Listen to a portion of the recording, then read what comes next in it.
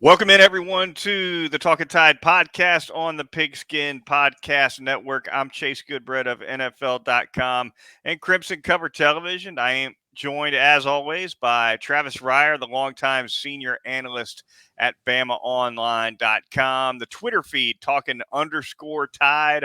Also catch Talkin Tide live on Facebook, on YouTube, on any podcasting app you prefer. Also catch us at our web host at megaphone.com. I want to thank a couple of sponsors quickly.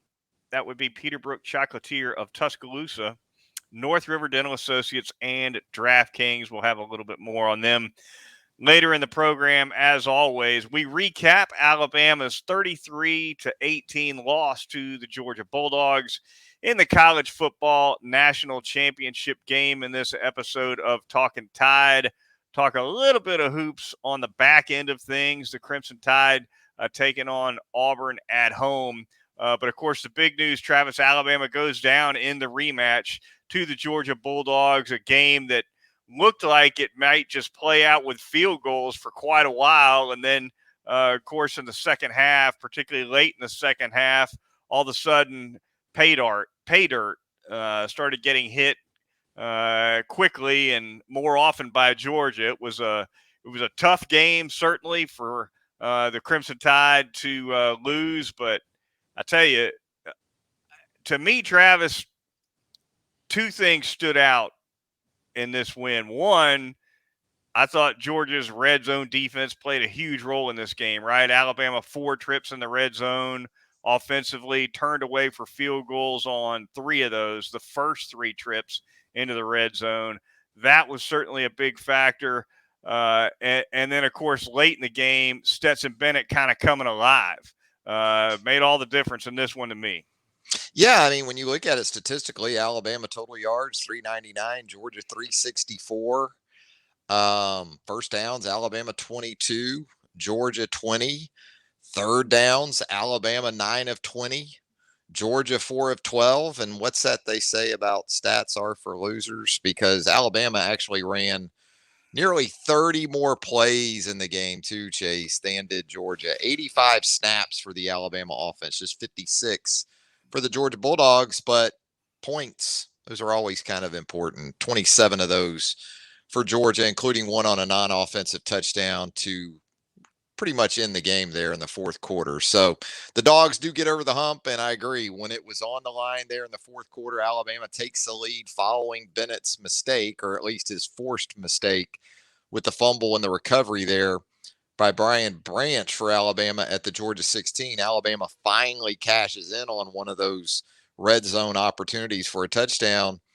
Georgia attacked those corners for Alabama. Kool-Aid McKinstry, Kyrie Jackson, and made the plays there on what was really the drive that clinched it for the Bulldogs.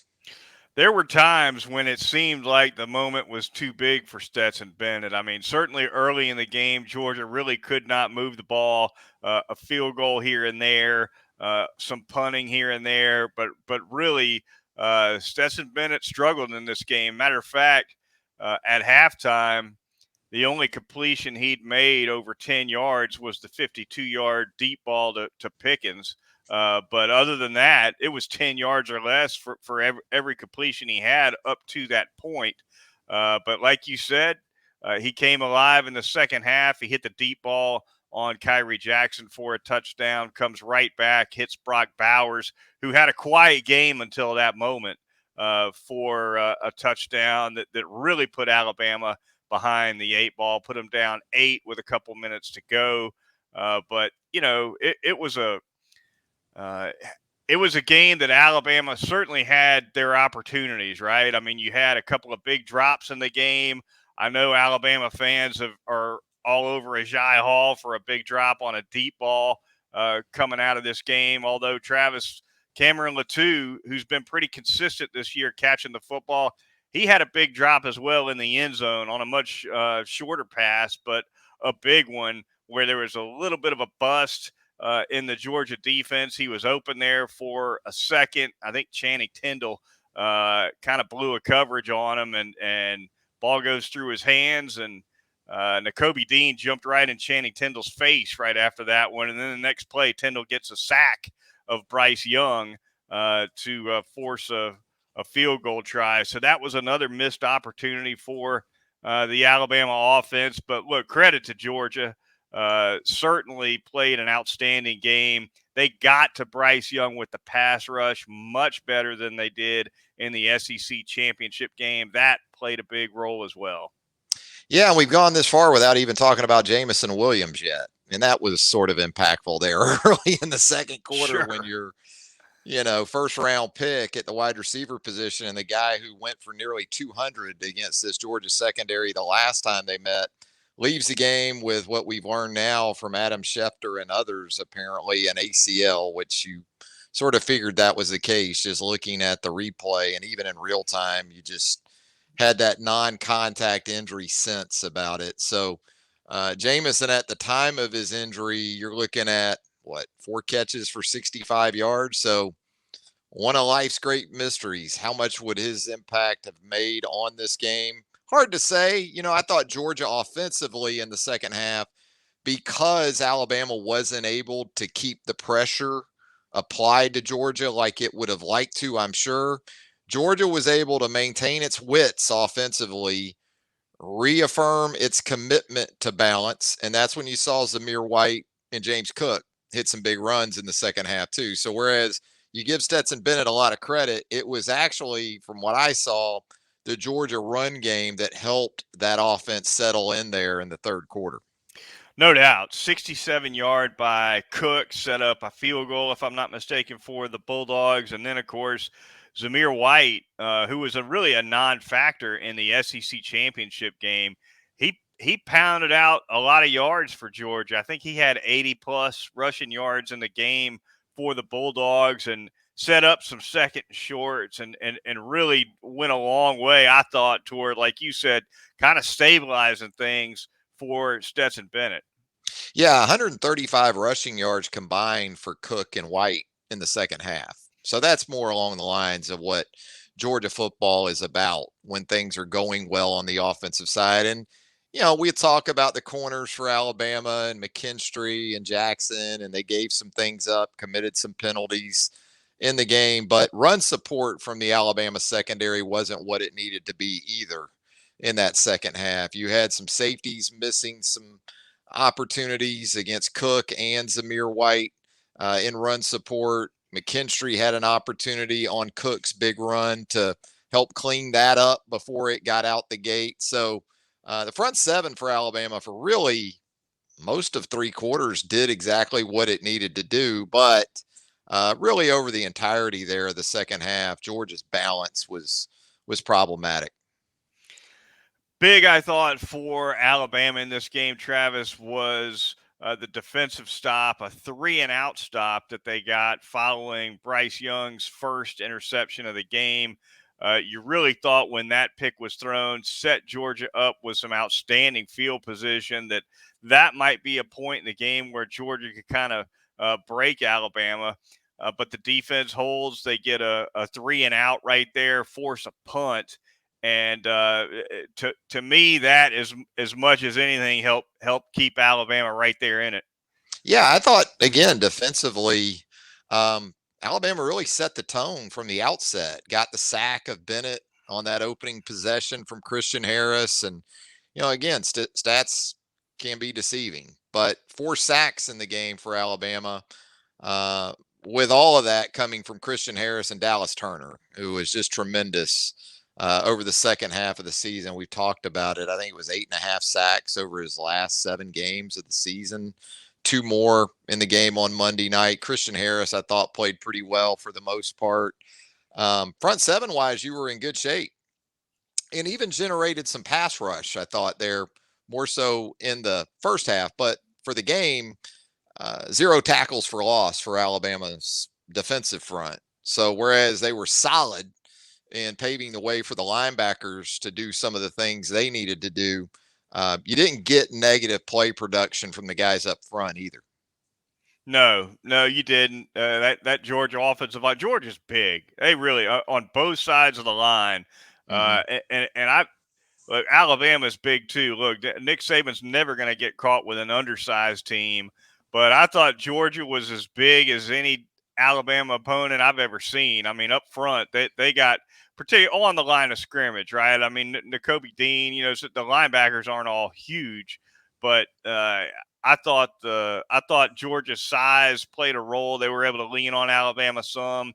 You saw some of that when Zamir White got his yardage. There was some push on that line of scrimmage to kind of spring him. Phenomenal effort for the Georgia Bulldogs. Win their first national championship since 1980, Travis. 41 years. Yeah. That's a long, long wait for that program. A storied program, a program that football means an awful lot over there in Athens, and they get over the hump, and glad to see Vince Dooley in attendance for that one too. Yeah, Vince showed up, to sort of bookend this thing between the win over Notre Dame and the 1981 Sugar Bowl to cap that 80 season and that title for an undefeated Georgia team led by a true freshman by the name of Herschel Walker. And in-state kids largely responsible for national championships. Wrightsville, Georgia for Herschel Walker back in the day, and Blackshear, Georgia, the pride of Blackshear down in southeast Georgia, a suburb of Waycross, as you know it, Chase, just north of Jacksonville, Florida, for Stetson Bennett. There you have it. Bryce Young, final numbers for the game. Travis, 35 out of 57 for 369 yards. As we mentioned, he took 4 sacks in the game, threw a couple of picks. 57 attempts, though, that's an awful high number. I mean, generally things aren't going great when you've got to throw it that much. I thought Alabama was able to establish Brian Robinson Jr. for one drive. Really, is about it. Is one possession there in the second half. They kind of got him off, hit him in the passing game a little bit, and got him unglued. Otherwise, Georgia did an excellent job on him.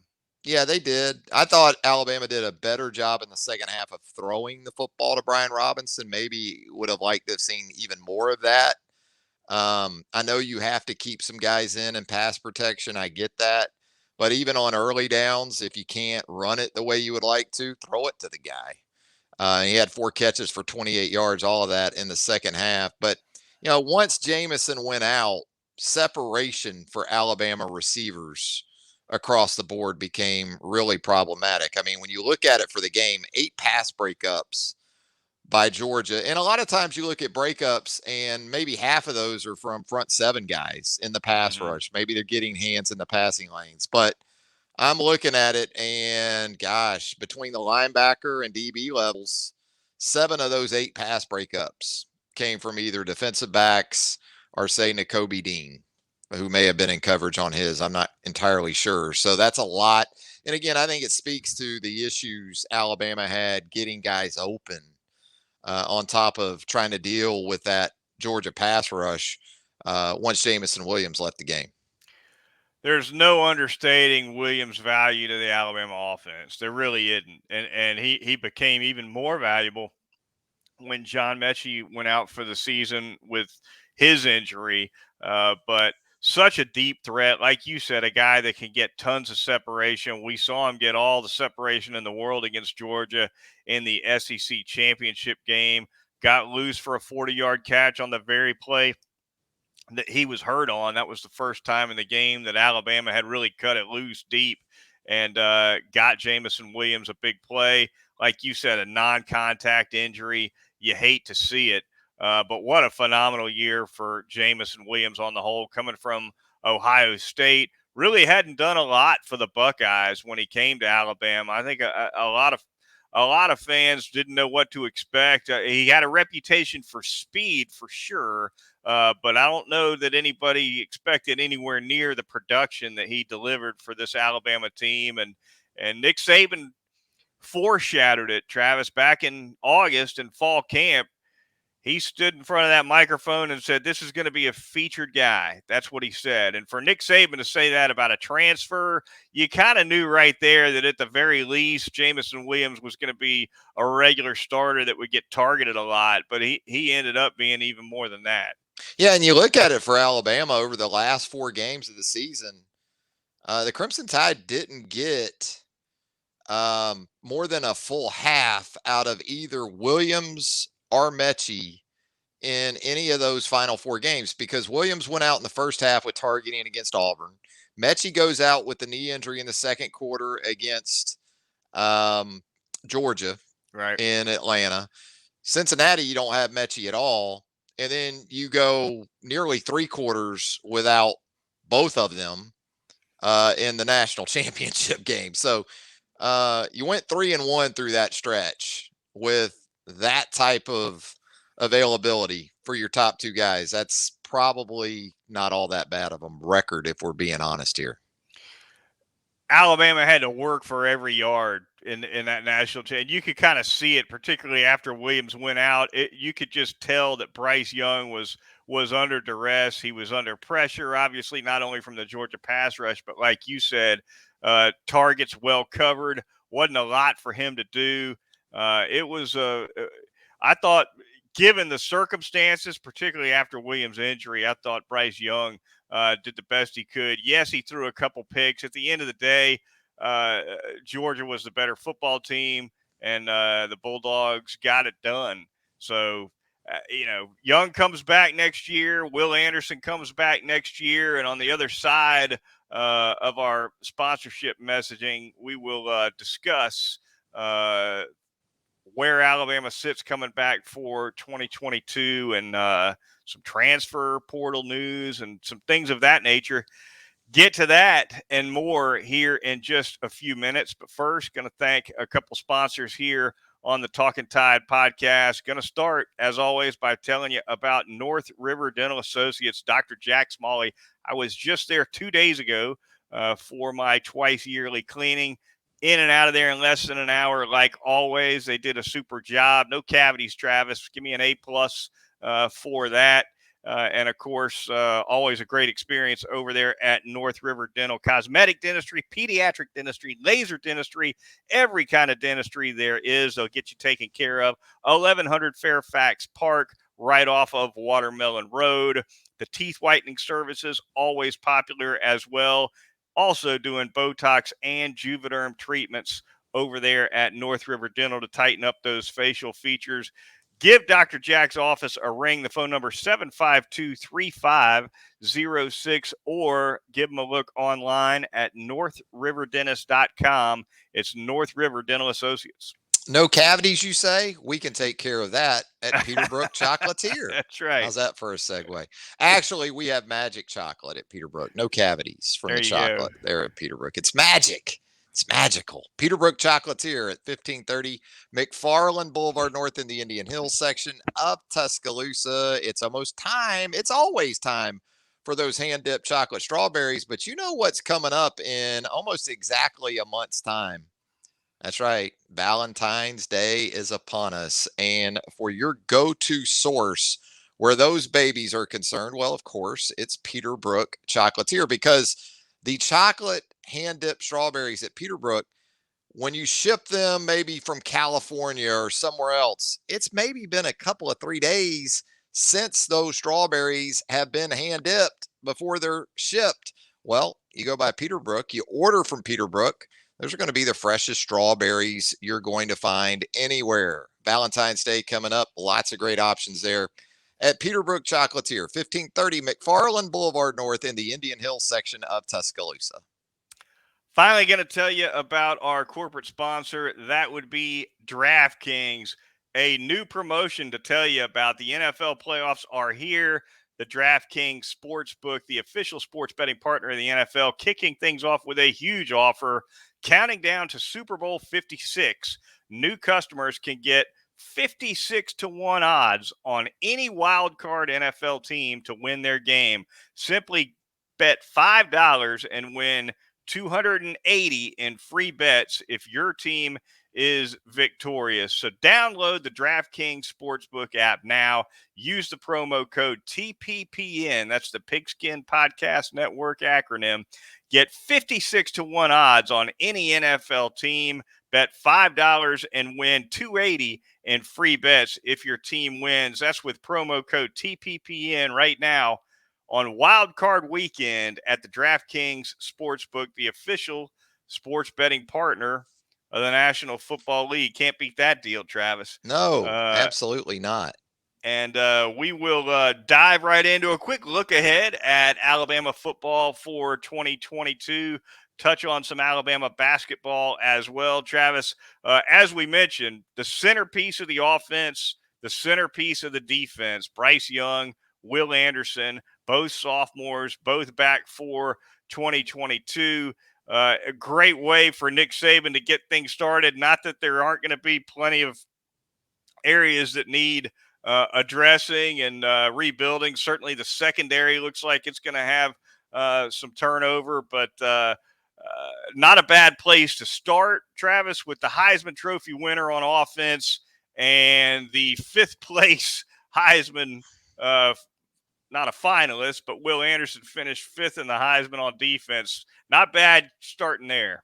No, and it's not just about talented guys or productive guys either. As sophomores, these guys in their second years in the program were permanent team captains at Alabama. So you're getting a lot from an intangible perspective as you try not to make you try to make the most out of this loss, and you look ahead to the offseason and what you hope to be motivation to push you through into 2022 when Alabama's already going to be considered to be the favorite to win the national title next season. So there are absolutely some nice foundational pieces.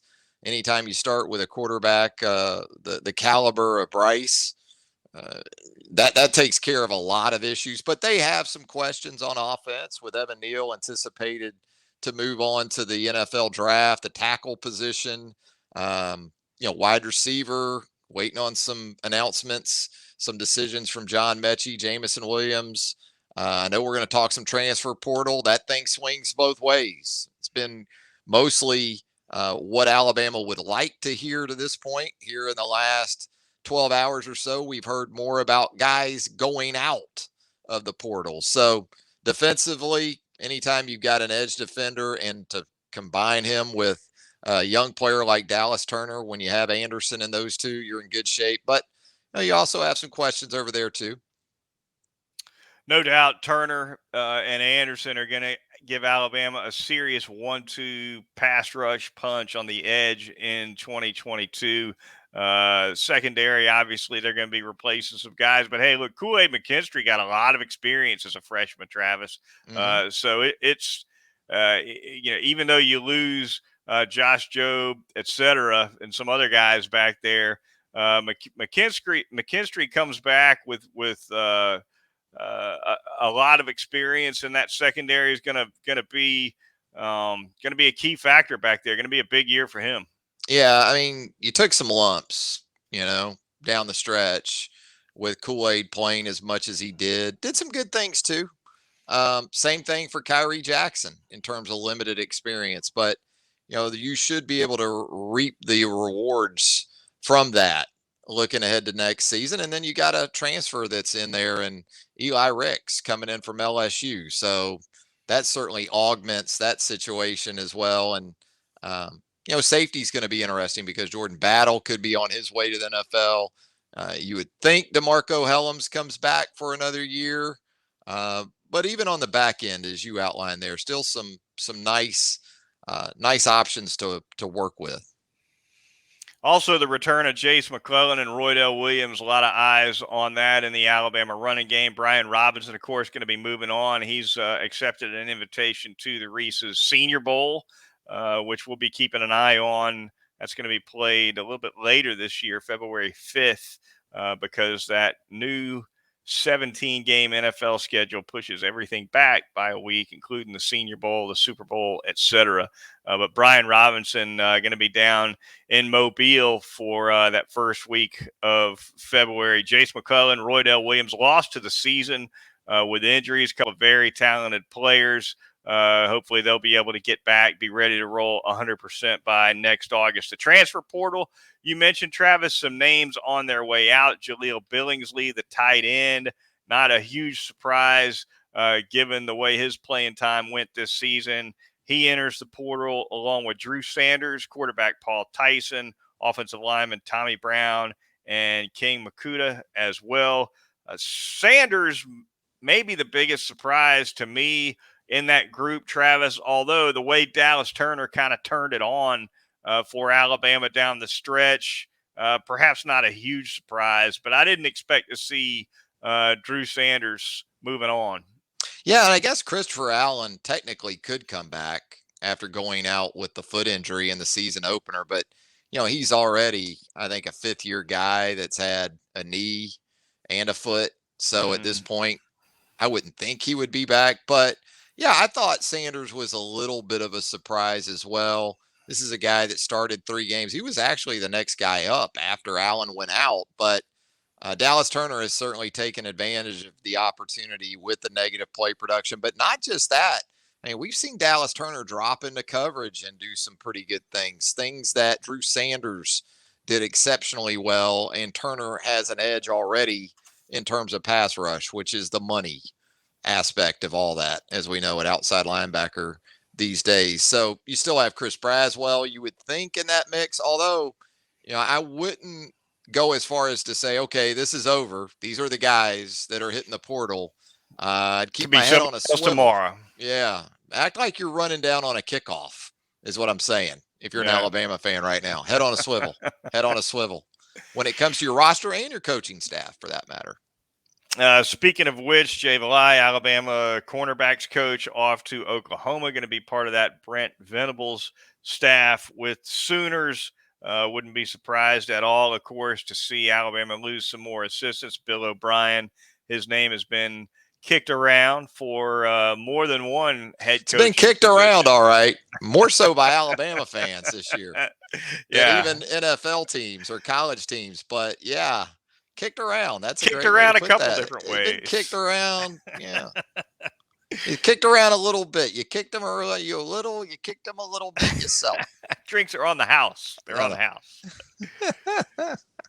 There you have it. Jimmy Conway was an Irishman too, Yes, he was. But Doug Marrone potentially out the door as well. You never know there. If he decides he wants that to move. Could be a duo that leaves together because they're tight. And that was they kind of were a duo coming in. That's kind of the way it worked. So we'll see. Yeah, that's going to be fascinating to follow here. Finally, Travis, before we close things out, Alabama basketball takes a tough loss for sure at home against the Auburn Tigers, 81-77, the final score. That coming on Tuesday evening. A packed house, a raucous crowd watching the Crimson Tide take on Auburn, which improved to 15-1, Travis, top 5 team right now. Is the Auburn Tigers. Jabari Smith, 6'10", shooter extraordinaire, had a phenomenal game. Big-time NBA prospect, kind of led the way along with Wendell Green, and Auburn got it done. Alabama cold in the first half from three-point range. They warmed up in the second half and made a real game of it. But over the last minute or so, Auburn was able to pull away and win it by 4. Yeah, give Alabama credit. Auburn is up 14 with 7:57 left in the game at 73-59. Crimson Tide goes on, I believe it was a 12-0 run, 14-0 run, I guess it was, to tie the game at 73 and nip and tuck the rest of the way. A really rough final minute for Alabama. Had opportunities on a 50-50 ball that it wasn't able to corral, and then it immediately fouls after that. Didn't play its best basketball in the final 54 seconds, that's for sure. Fouled a couple of times when it absolutely could not, and put Auburn at the free throw line. Auburn hits 4 free throws down the stretch and gets the win. Alabama also a couple of good looks from 3 that one they turned down in the corner, and then one they just could not convert. Alabama 7 out of 31 from three-point range. Like I said, cold in the first half. Hit a few late as part of that 14-0 run, Travis, but 7 out of 31 will not feed the bulldog, so to speak. 24 out of 29 free throw shooting, though. That kept them in the game. 57 threes between the teams, Goodbread, and 51 frees, 50 plus when it comes to three-pointers and free throws. Alabama actually 24 of 29 from the line, and you lose. That's pretty tough. It's tough. Alabama, a little bit up and down as things have gotten underway in the Southeastern Conference. They knocked off Florida 83-70, turned around and lost at Missouri by 6. Now they've lost to Auburn by 4. Up next for the Crimson Tide, they will be on the road at the Hump January 15th. That'll be a 5 p.m. tip-off against Mississippi State down in Starkville, as the Crimson Tide will try to rebound against the Bulldogs. We're talking Bulldogs, top to bottom here, man. On this lot show of here Bulldogs on Talkin Tide. That's going to do it for us here on the Talkin Tide podcast. Be sure to join us in another week. Travis and I will get you caught up on Alabama men's basketball and plenty more going forward here on the Talkin Tide podcast. For Travis Reier of BamaOnline.com, I'm Chase Goodbread of NFL.com and Crimson Cover Television, and we'll talk to you next time here on Talkin Tide.